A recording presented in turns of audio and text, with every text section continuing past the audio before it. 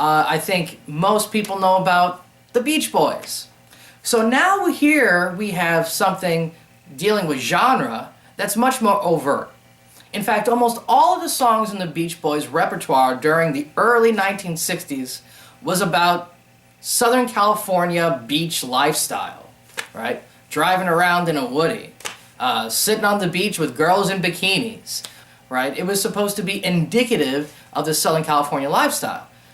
Right, so now we have this kind of different approach where it's lyrical content, maybe a little bit less of the overt sort of sound, timbre-related kind of associations, and really it became more just about this idea. I mean, for me, learning about the Beach Boys, that's what I thought everybody in Southern California did. That's what it was like. All right? For me, growing up in the Midwest, I just assumed everybody hung out at the beach. Everybody lived at the beach. Apparently not. So, the Beach Boys, they kind of take this idea of creating a scene. And in a lot of ways, they tie it to a lot of the earlier kind of rock and roll style, particularly thinking about Chuck Berry. And the way that Chuck Berry was able to target a teenage audience with his music. So when you listen to the early Beach Boys songs, it's all dealing with things that interested teenage kids. Cars, hanging out, girls, not dealing with adult life, right? Just kind of reveling in teenage culture. And that's what so much of the lyrical content dealt with.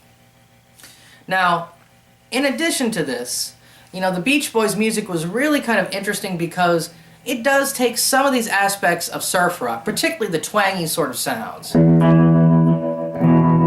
but not the virtuosity. It takes those twangy sort of sounds and a little bit of old rock and roll sounds, the 1950s R&B / rock and roll sounds, and it combines them with those doo-wop harmonies that we had talked about as well.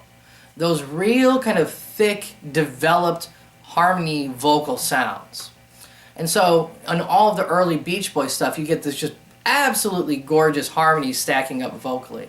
My personal favorite that I gave you an example of is for Surfer Girl. Absolutely brilliant vocal harmonies there. And that's one of the things that Brian Wilson was really trying to do. He was really trying to think about. He also applied the production style of Phil Spector, thinking about that kind of wall of sound, that really kind of thick overall vibe. That's what he wanted his recordings to sound like.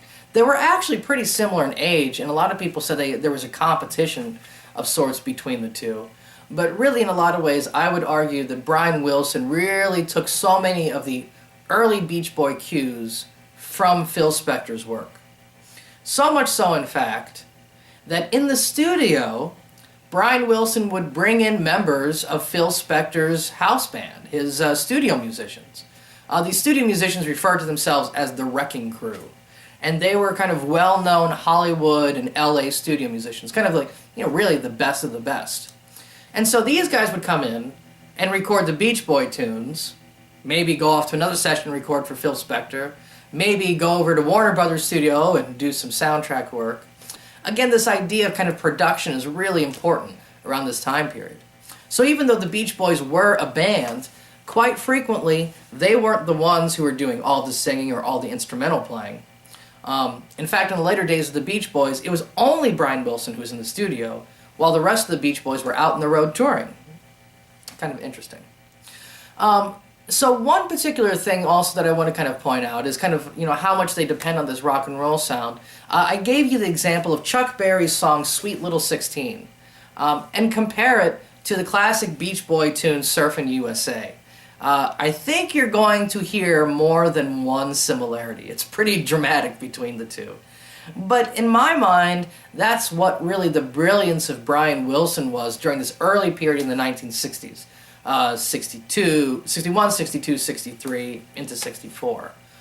His ability to combine early rock and roll sounds with the surf music that was becoming really hip at that time, the virtuosic surf music, and the doo-wop vocal sounds, the really lush, orchestra or lush arrangements that we hear with the vocals. And that's really what defines Brian Wilson's vocal surf music style.